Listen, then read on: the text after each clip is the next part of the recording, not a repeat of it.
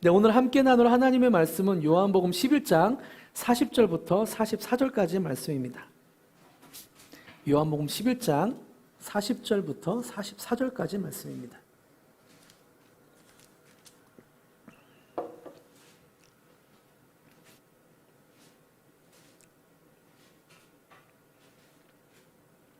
교독하시고 마지막 44절은 함께 읽겠습니다. 제가 먼저 읽습니다. 예수께서 이르시되 내 말이 내가 믿으면 하나님의 영광을 보리라 하지 아니하였느냐 하시니 돌을 옮겨 놓으니 예수께서 눈을 들어 우러러 보시고 이르시되 아버지여 내 말을 들으신 것을 감사하나이다.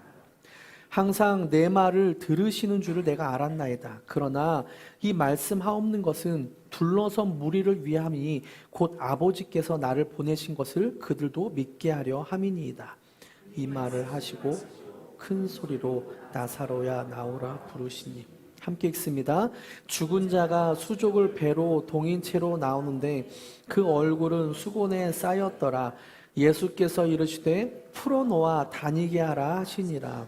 아멘. 오늘 함께 나눌 하나님의 말씀은 예수님을 만난 시리즈, 예수님을 만난 사람들 시리즈 8번째 시간이죠. 인생의 문제 앞에 만난 예수님, 인생의 문제 앞에 만난 예수님, 마르다와 마리아를 함께 말씀을 나누겠습니다. 지난주에 유튜브를 보다가 만나교회를 사역하시는 김병삼 목사님의 이야기를 좀 듣게 되었습니다. 목사님은 진실하게 자신의 가정에 있었던 문제를 말씀하시더라고요. 자신의 딸이 지적장애를 갖고 있었다고 고백했습니다. 인생에 여러 문제들이 있지만 김병삼 목사님이 경험했던 가장 힘든 문제가 자녀의 장애 문제였다고 합니다. 아기가 태어날 때부터 많이 아팠대요. 신생아 중환자실에서 아이가 많이 아파서 죽을 수도 있다는 소식도 들었다고 합니다. 아이를 살리기 위해 정말 많이 기도했다고 하죠.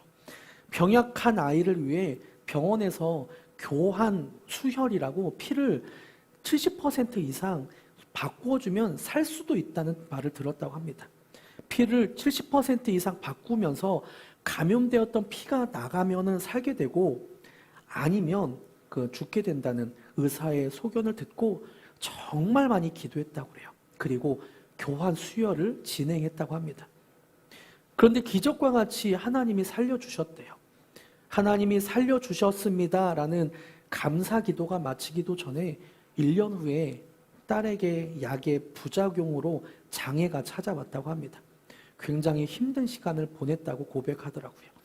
응급실에 수없이 드나들게 되었고 심지어 딸이 학교를 다니면서 장애로 인해 왕따를 당하기도 했다고 합니다. 부모님으로 마음이 어땠을까요? 얼마나 마음이 아팠을까요? 김명상 목사님은 자기 힘으로 열심히 하면 사모님 밖에 안내 좀 해주세요. 자기 힘으로 열심히 하면 문제를 해결할 수 있을 줄 알았는데 자기 힘으로 문제를 해결하며 살아갈 수 있을 줄 알았는데 아무리 노력해도 해결되지 않는 문제가 있다는 것을 딸을 보면서 깨닫게 되었다고 합니다. 우리도 인생을 살다 보면 아무리 열심히 노력해도 해결되지 않는 부분이 있을 때 이것을 우리는 문제라고 말하죠. 인생을 설계하며 여러 가지 계획을 세우고 또 계획이 실현되지 않을 때를 대비하기도 하지만 예상을 훨씬 뛰어넘는 더군다나 내 힘으로 해결할 수 없는 문제들이 인생 곳곳에 생기기도 합니다.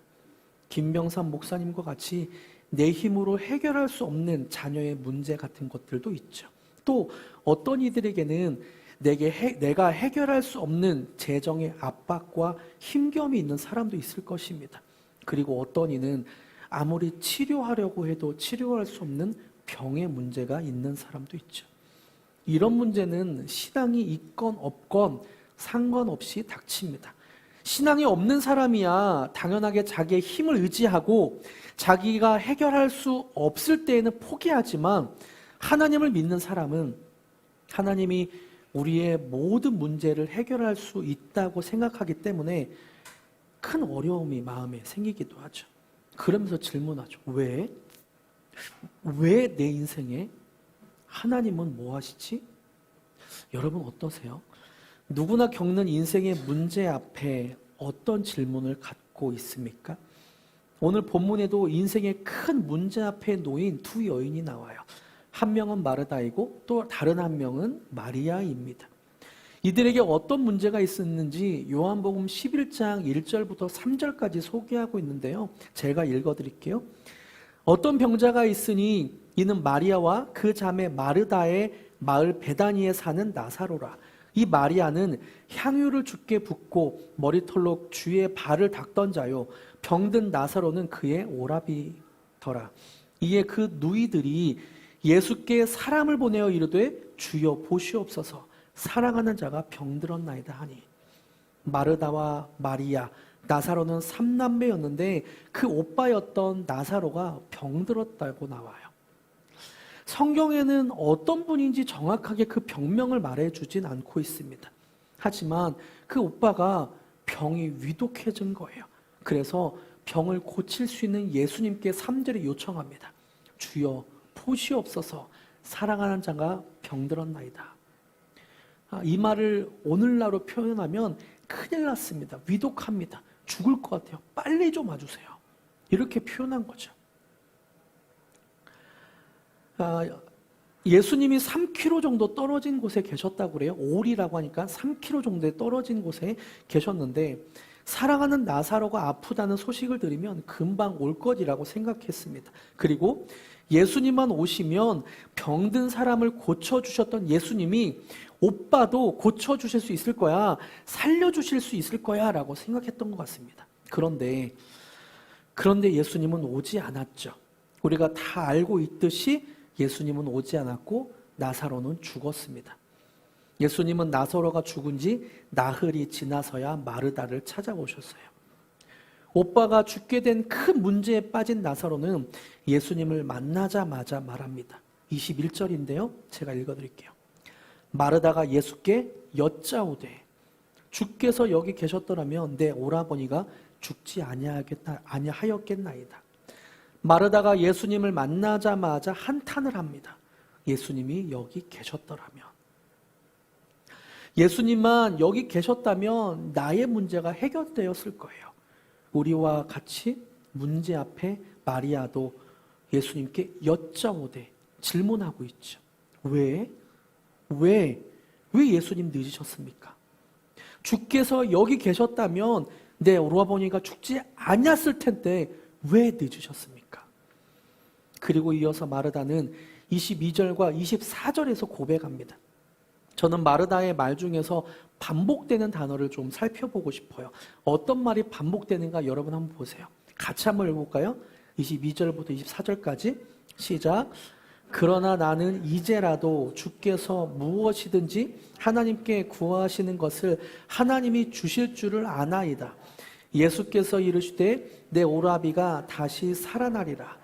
마르다가 이르되 마지막 날 부활 때에는 다시 살아날 줄을 내가 아나이다.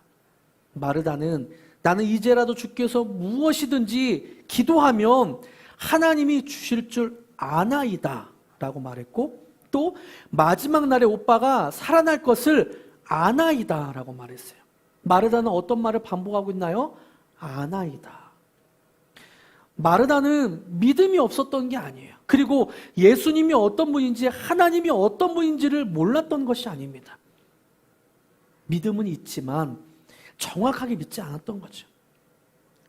내가 아나이다 라고 계속 말하고 있어요. 내가 성경에서 나오는 것, 또 예수님이 하시는 일을 내가 알고 있습니다. 그러나 마르다는 스스로 믿음의 한계선을 긋고 있습니다. 예수님이 오빠가 다시 살아날 것이라고 말씀하셨지만 그것은 믿지 않고 있어요. 병을 고치시는 예수님은 믿지만 죽음에서 부활시키는 예수님 믿지 않고 있어요. 예수님이 병은 고칠 수 있겠지만 죽은 오빠를 살리지는 못할 거야. 병을 고치시는 것은 내가 경험으로 알아. 내가 봤으니까. 그런데 예수님은 죽은 사람을 살리는 것을 내가 본 적이 없어. 마르다의 신앙은 자기 경험에 있는 거예요. 마르다의 신앙은 자기 생각에 있어서 그 한계선을 긋고 있습니다. 마르다의 모습을 통해 우리는 알 수 있는 것이 있습니다. 믿음도 믿거나 아니거나, 믿음이 있거나 없거나, 이 all or nothing이 아니라 더 믿고 덜 믿는 것도 있을 수 있구나라는 것을 알 수 있죠. 사람마다 믿음의 차이가 있습니다. 어떤 사람은 재정의 문제는 하나님이 해결해 주실 것을 믿지만 자녀의 문제는 해결하시지 못할 것이라고 생각합니다. 또 어떤 사람은 하나님이 관계의 문제는 해결해 주실 수 있지만 자신의 몸은 해결하실 수 없다라고 생각할 수 있어요. 자기의 생각대로, 제가 그동안 경험했던 대로 예수님께 믿음의 한계선을 긋고 있는 거죠. 이렇게 마르다와 같이 안다고 생각하지만 정작 예수님을 믿지 못하는 모습이 있습니다. 저와 여러분이 예수님을 반드시 믿게 되기를 축복합니다. 그래서 내가 안다가 아니라 모른다에서부터 시작하십시오. 내가 아는 만큼 해석하고, 내가 아는 만큼 재단하고, 내가 아는 만큼 적용해서 내가 안다라고 말하지 말고, 나는 모르지만 예수님은 아십니다. 나는 틀렸지만 예수님은 옳습니다. 내 경험은 틀릴 수 있지만, 한정적이지만 하나님의 말씀은 항상 옳습니다. 이렇게 시작해야 우리의 믿음이 자라가게 될 것입니다. 이렇게 예수님은 전적으로 예수님을 믿지 못하는 마르다에게 아주 귀중한 말씀을 주세요. 25절과 26절인데요. 함께 읽을까요? 시작. 예수께서 이르시되 나는 부활이요 생명이니 나를 믿는 자는 죽어도 살겠고 무릇 살아서 나를 믿는 자는 영원히 죽지 아니하리니 이것을 내가 믿느냐. 예수님은 아주 귀중한 말씀을 주시죠. 나는 부활이요 생명이다. 나를 믿는 자는 죽어도 살겠고 살아서 나를 믿는 자는 영원히 죽지 않을 것이다. 나는 부활이요 생명이냐. 그리고 나서 마르다에게 마지막 26절 마지막에 질문합니다. 네가 믿느냐? 마르다에게 자신의 믿음에 대해 직면하게 하시고 질문하십니다. 네가 믿느냐? 나는 부활이요 생명이다. 네가 믿느냐? 이 질문에 마르다가 27절에 고백을 해요. 우리의 믿음이 자라길 기대하는 마음으로 다 같이 다시 한번 읽어볼까요? 시작. 이르되 주여 그러하외다. 주는 그리스도시요 세상에 오시는 하나님의 아들이신 줄 내가 믿나이다. 내가 믿나이다. 내가 믿습니다. 라고 마르다는 고백합니다. 예수님의 말씀을 듣고 예수님의 위대한 말씀을 듣고 내가 믿나이다. 그 말씀을 믿었습니다. 자신의 경험을 믿은 게 아니라 자기의 생각을 믿은 게 아니라 예수님의 말씀을 믿고 뒤에 말하는 거예요. 내가 믿나이다. 저는 이렇게 마르다에게 찾아가신 예수님이 우리의 삶에도 찾아오시길 축복합니다. 내 생각으로 재단에서 한계선을 긋는 것이 아니라 내 경험으로 한계선을 그었던 그 생각에서 예수님이 말씀을 주시고 그리고 네가 믿냐? 할 때 예수님 내가 믿나이다. 내 경험은 아니라고 하지만 내 생각은 아니라고 하지만 그럼에도 불구하고 예수님이 말씀하시면 내가 믿나이다. 하나님이 말씀하시면 내가 믿나이다. 이렇게 고백하는 저와 여러분이 되길 축복합니다. 이제 오빠의 죽음이라는 문제를 경험한 마리아를 한번 더 살펴볼까요? 문제 앞에 마리아가 하는 행동이 무엇인가 28절과 29절에 나옵니다. 28절과 29절 제가 읽어드립니다. 이 말을 하고 돌아가서 가만히 그 자매 마리아를 불러 말하되 선생님이 오셔서 너를 부르신다 하니 마리아가 이 말을 듣고 급히 일어나 예수께 나아가매.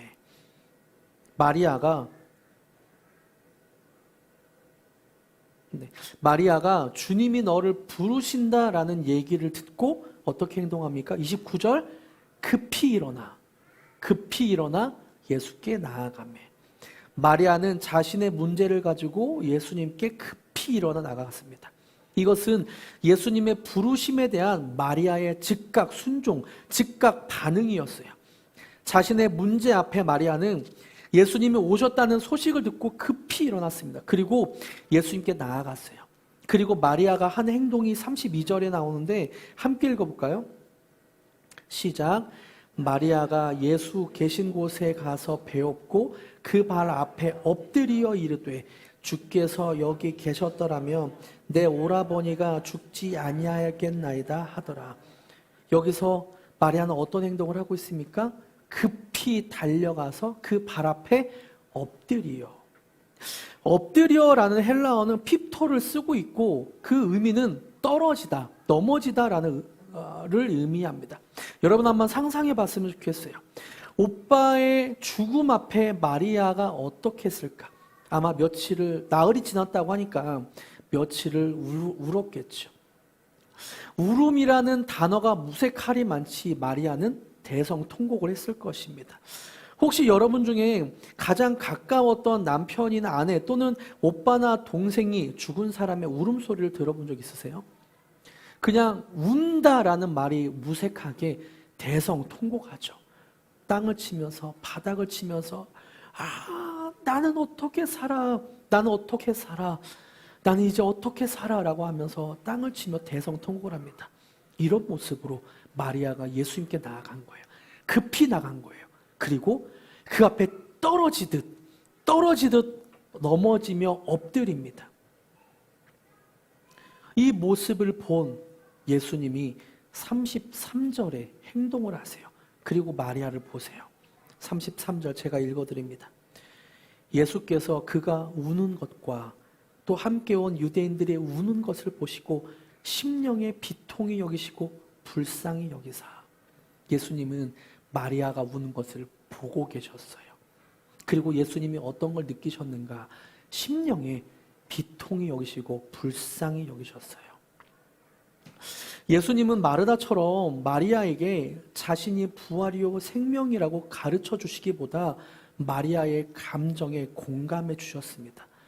예수님이 심령의 비통이 여기시며 불쌍히 여기셨어요.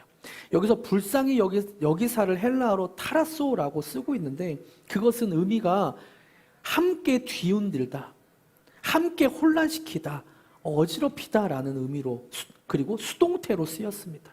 이 말은 무슨 말이냐면 예수님은 마리아가 대성통곡하고 자기 앞에 쓰러지듯이 넘어지듯이 철퍼덕 엎드린 그 마리아의 마음이 흔들렸고 마음이 어지럽혀졌고 불안해했습니다.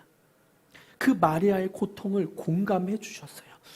여러분도 잘 아시겠지만 찬양팀이 위로부에 공감하시네라는 찬양이 있습니다.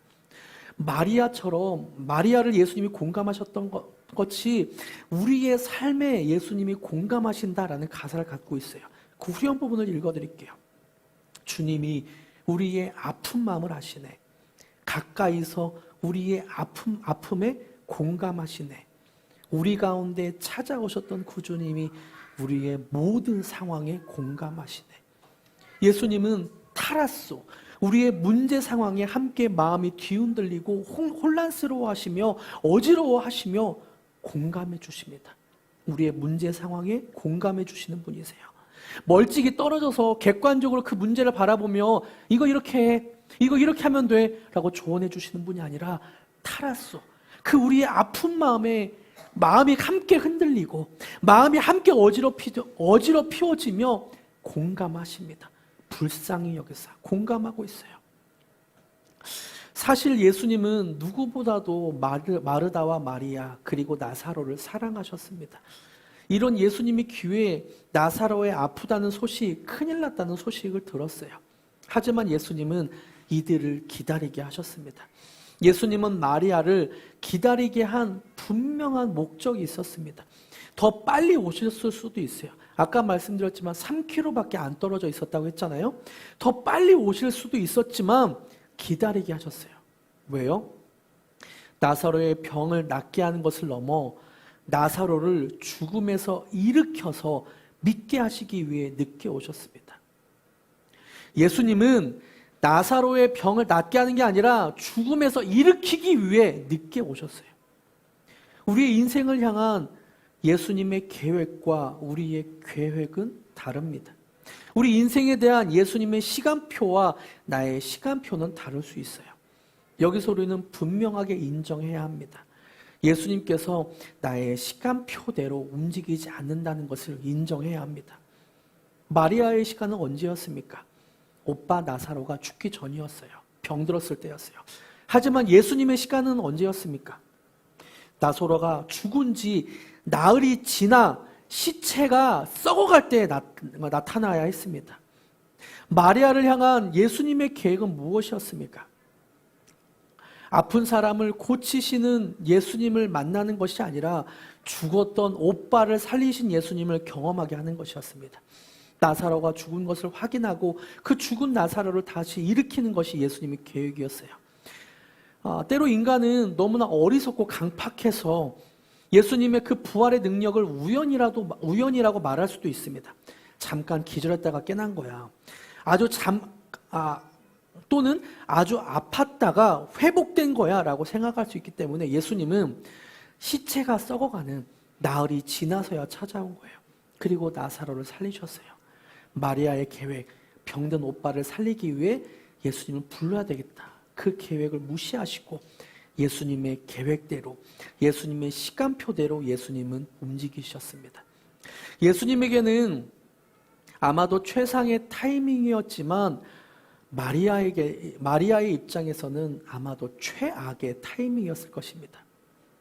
예수님에게는 최상의 결정, 하나님 나라를 확장하는 최상의 결정이었겠지만 마리아에게는 최악의 경험이었을 거예요. 오빠가 죽는 경험. 그래서 우리의 시간과 계획이 예수님의 시간과 계획과는 다를 수도 있다는 것을 인정하는 것이 필요합니다.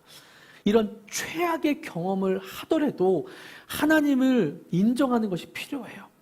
그런 시간을 우리는 무엇으로 버틸 수 있을까요? 예수님의 시간표를 따라가는 그것을 우리는 어떻게 버틸 수 있을까? 잘 알고 계시죠? 믿음으로 버티는 것이죠. 여러분, 믿음이란 무엇입니까? 지난주에도 말씀드렸지만 믿음은 피슈티오입니다. 신뢰하다, 의지하다, 위탁하다라는 의미를 가집니다. 믿음은 상황이나 조건을 믿는 것이 아니라 예수님이라는 신적 존재를 믿는다는 것.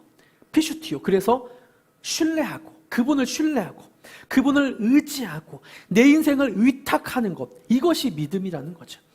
예수님을 신뢰하는 사람, 예수님께 내 인생을 맡겨서 의지하고 위탁하는 사람만이 예수님의 시간표를 기다릴 수 있습니다. 그래서 믿음은 기다림이에요. 먼 훗날 지나놓고 보면 우리는 믿음만큼 기다렸다는 것을 알게 될 거예요. 그리고 또한 기다린 만큼 우리의 믿음이 성장했다는 것을 발견하게 될 것입니다. 여러분, 기다림 없이 믿음은 주어지지 않습니다. 기다림 없이 믿음은 자라지 않아요. 믿음의 조상 아브라함은 하늘의 별과 같이 바다의 모래와 같이 많은 자손을 주시겠다고 하나님의 언약, 약속을 들었습니다. 하지만 아들 하나 얻는데 25년이나 걸렸어요. 보통 사람이라면 25년이나 하나님의 약속을 믿을 수 있을까? 아마 힘들겠죠. 하지만 믿음의 조상 아브라함은 하나님을 믿고 기다렸습니다. 요셉은 어떻습니까? 요셉은 노예로서 감옥에서 자신의 꿈을 기억하며 13년이나 기다렸습니다. 견뎠습니다. 요셉이 견딜 수 있었던 근거가 어디 있을까요? 이 노예를 조금만 지나면 내가 총리가 될 거야? 아니요. 이 감옥을 나가면 몇 년 뒤에 내가 총리가 될 거야? 아니요. 요셉은 막연하게 그냥 하나님만 믿었습니다. 하나님만 믿었어요. 하나님이 주신 꿈을 믿었어요.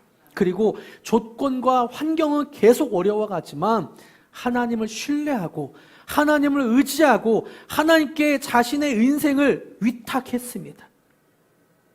믿음은 인내하는 것, 기다리는 거예요. 이것이 믿음의 과정입니다. 예수님은 예수님의 시간을 갖고 있다는 것을 믿고 기다리는 사람, 믿고 의지하는 사람에게 나타나셔서 예수님의 시간표대로 예수님의 일을 행하십니다. 예수님께서 우리의 인생 시간표를 모두 경영하시고 만들어 가시는 것을 믿는 것이 필요합니다. 내가 생각했던 시간표보다 예수님의 시간표가 더 안전합니다. 내가 생각한 시간표보다 예수님의 인도를 받는 시간표가 더 최선입니다. 라는 것을 인정하는 것이 필요해요. 우리는 날마다 고민하죠. 날마다 나름대로 계획을 세우기도 하고 내 시간표를 계획해 놓기도 합니다. 1년 뒤, 5년 뒤, 10년 뒤 이런 것은 이루어지게 될 거야. 이런 것을 이루기 위해 내가 오늘 노력해야 돼 라는 시간표를 저마다 갖고 있을 거예요. 근데 예수님은 그 시간표대로 움직여 주시지 않으세요. 예수님은 그 시간표대로 일하시지 않습니다.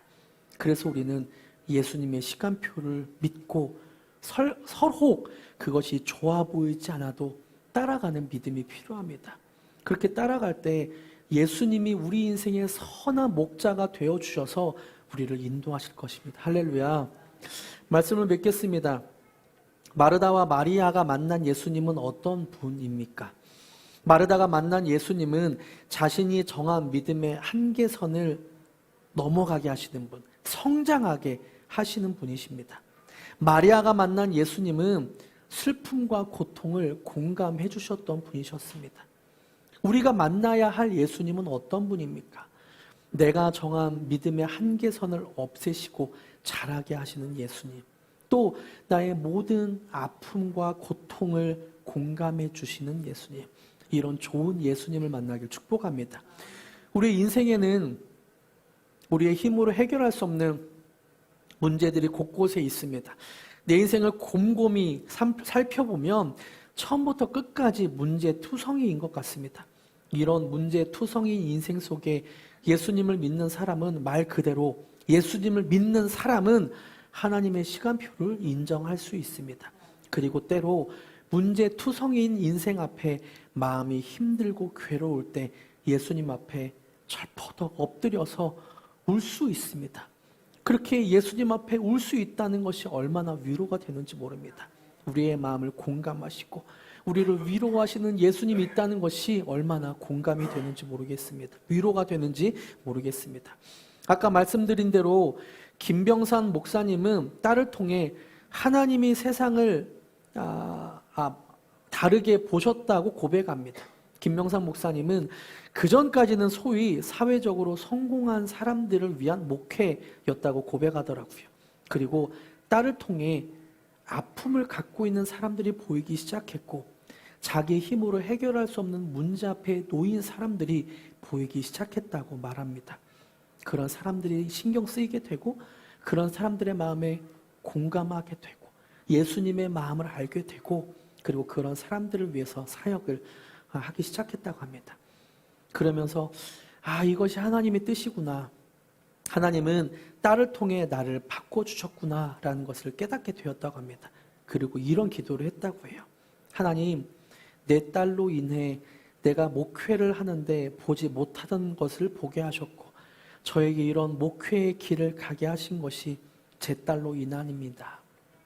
내가 생각을 바꾼 것도 아니고 하나님이 나를 딸로 인해서 내 사역이, 생각이 바뀌게 하셨습니다. 겸손하게 이렇게 기도했다고 하더라고요. 김병삼 목사님도 믿음의 한계를 넘어 공감하시는 예수님을 만났습니다. 그리고 믿음의 한계를 넘게 하시는 예수님을 경험했습니다. 이런 예수님을 만나는 저와 여러분이 되길 축복합니다. 기도하는 마음으로 슬픈 마음 있는 사람을 함께 찬양할까요? 슬픈 마음 있는 사람이 원래 빠른 곡인데 저는 조금은 천천히 고백하고 싶어요. 가사를 묵상하시면서 가사를 나의 삶의 고백, 기도를 드리시면서 슬픈 마음 있는 사람을 함께 고백합시다. 슬픈 마음 있는 사람 예수 이름 믿으며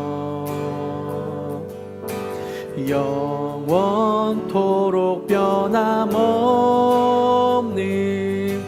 기쁜 마음 다시 한번 슬픈 마음 있는 사람 슬픈 마음 있는 사람 예수 이름 믿으며 영원토록 변함없는 기쁜 마음 얻으리 예수의 이름은 세상의 소망이요 예수의 이름은 천국의 기쁨일 다시 한번 1절입니다. 슬픈 마음 있는 사람 예수 이름 믿으며 영원토록 변함없는 기쁜 마음 얻을 예수의 이름은 세상의 소망이요 예수의 이름은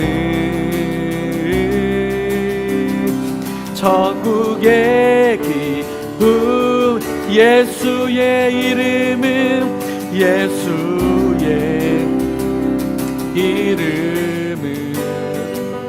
세상의 소망이요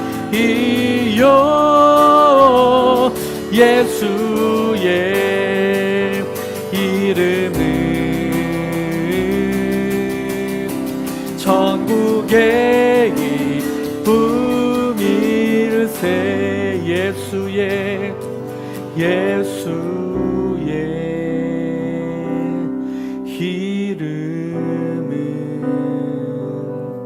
세상의 소망이요 예수의 이름은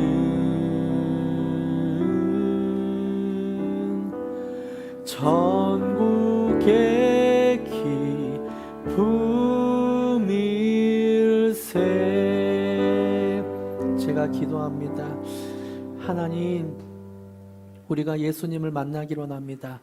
마르다와 마리아를 만나 주셨던 예수님이 우리를 만나 주시옵소서.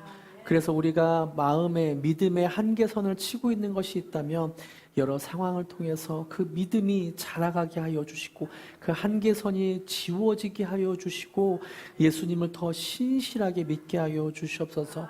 그리고 혹시나 이 공간에 내가 해결할 수 없는 수많은 문제들 앞에 마음이 낙담하고 슬픈 사람이 있다면 주님 찾아가 주시옵고 공감하여 주시옵소서. 손을 잡아 주시고 안아 주시고 쓰다듬어 주시고 그 마음에 위로를 허락하여 주시옵소서. 그래서 내 힘으로 할 수 없지만 예수님이 하신다는 그 믿음을 가지고 예수님이 위로해 주시는 그 위로를 가지고 다시 일어날 수 있도록 축복하여 주시옵소서. 감사드리며 예수님의 이름으로 기도드립니다. 아멘.